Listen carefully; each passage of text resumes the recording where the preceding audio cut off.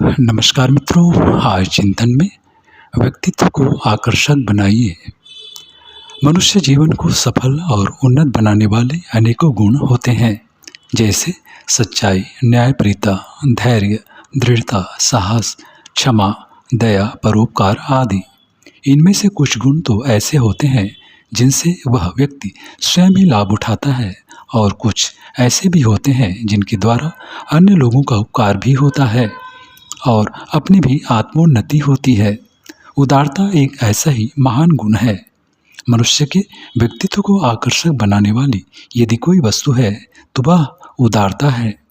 उदारता प्रेम का परिष्कृत रूप है। प्रेम में कभी कभी स्वार्थ भावना छिपी रहती है। कामातुर मनुष्य अपनी प्रेयसी से प्रेम करता है, पर जब उसकी प्रेम वासना की तृप्ति हो जाती है तो वह उसे भुला देता है। जिस स्त्री से कामी पुरुष अपने यौवन काल और आरोग्यावस्था में प्रेम करता है, उसी को वृद्धावस्था में अथवा रुग्णावस्था में तिरस्कार की दृष्टि से देखने लगता है। पिता का पुत्र के प्रति प्रेम, मित्र का मित्र के प्रति प्रेम तथा देशभक्त का अपने देशवासियों के प्रति प्रेम में स्वार्थ भाव भी रहता है।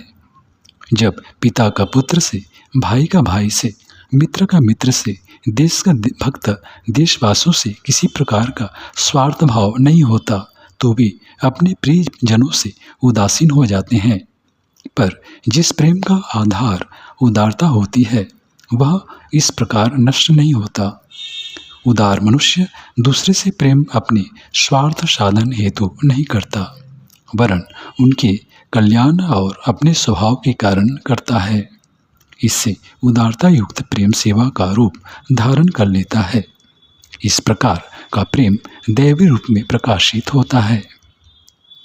उदार मनुष्य दूसरे के दुख से दुखी होता है। उसे अपने सुख दुख की उतनी चिंता नहीं रहती जितनी दूसरे के सुख दुख की रहती है। भगवान बुद्ध अपने दुख की निवृत्ति के हेतु संसार को त्याग जंगल में नहीं गए थे, वरन संसार के सभी प्राणियों को दुखों से मुक्त करने के विचार से राज प्रसाद त्याग कर वनवासी बने थे। ऐसे व्यक्ति ही उदारता से मनुष्य की मानसिक शक्तियों का अद्भुत विकास होता है। जो व्यक्ति अपने कमाए धन का जितना अधिक दान करता है वह अपने अंदर और धन कमा सकने का उतना ही अधिक आत्मविश्वास उत्पन्न कर लेता है। सच्चे उदार व्यक्ति को अपनी उदारता के लिए कभी अफसोस नहीं करना पड़ता। उदार व्यक्ति की आत्मभर्त्सना नहीं होती। सेवा भाव से किसी प्रकार किया गया कोई भी कार्य मानसिक दृढ़ता के ले आता है। इसके कारण सभी प्रकार के वितर्क मन में उथल पुथल पैदा न करके शांत हो जाते हैं। अनुदार व्यक्ति अनेक प्रकार का आगा पीछा सोचता है। उदार व्यक्ति इस प्रकार की बात नहीं सोचता। भलाई का परिणाम भला ही होता है, चाहे वह किसी व्यक्ति के प्रति क्यों न की जाए। इससे एक और भले विचारों का संचार उदारता के पात्र के मन में होता है और दूसरी ओर अपने विचार भी भले बनते हैं। प्रकृति का यह अटल नियम है कि कोई भी त्याग व्यर्थ नहीं जाता। जानबूझकर किया गया त्याग सूक्ष्म आध्यात्मिक शक्ति के रूप में अपने ही मन में संचित हो जाता है। वह शक्ति एक प्रामिसरी नोट के समान है जिसे कभी भी भुनाया जा सकता है। सभी लोगों को भविष्य का सदा भय लगा रहता है। वे इस चिंता में डूबे रहते हैं कि जब वे कुछ काम न कर सकेंगे तो अपने बाल बच्चों को क्या खिलाएंगे अथवा अपनी आजीविका किस प्रकार चलाएंगे। कितने ही लोगों को अपनी शान बनाए रखने की चिंताएं सताती रहती हैं, पर उदार व्यक्ति को इस प्रकार का कोई भी चिंता नहीं सताती। जब वह गरीब भी रहता है तब भी सुखी रहता है। उसे भावी कष्टों का भय रहता ही नहीं।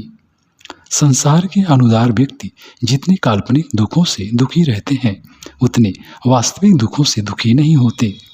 उदार पुरुष के मन में वे सब अशुभ विचार नहीं आते जो सामान्य लोगों का सदा पीड़ित किया करते हैं। मित्रों, यदि कोई मनुष्य अपने आप गरीबी का अनुभव करता है तो इसकी चिंता से मुक्त होने का उपाय धन संचय करना समझा जाता है। धन संचय के प्रयत्न से धन का संचय तो हो जाता है, पर मनुष्य धन की चिंता से मुक्त नहीं होता। वह धनवान होकर भी निर्धन बना रहता है। जब धन संचित हो जाता है तो उसके मन में अनेक प्रकार के अकारण भय होने लगते हैं। उसे भय हो जाता है कि कहीं उसके संबंधी मित्र, पड़ोसी आदि उसके धन को हड़प ना लें और उसके बाल बच्चे उसके मरने के बाद भूखों ना मरे। वह अपने अनेक कल्पित शत्रु उत्पन्न कर लेता है, जिनसे रक्षा के वह अनेक प्रकार से उपाय सोचता रहता है। धन संचय में अधिक लगन हो जाने पर उसके स्वास्थ्य का विनाश हो जाता है।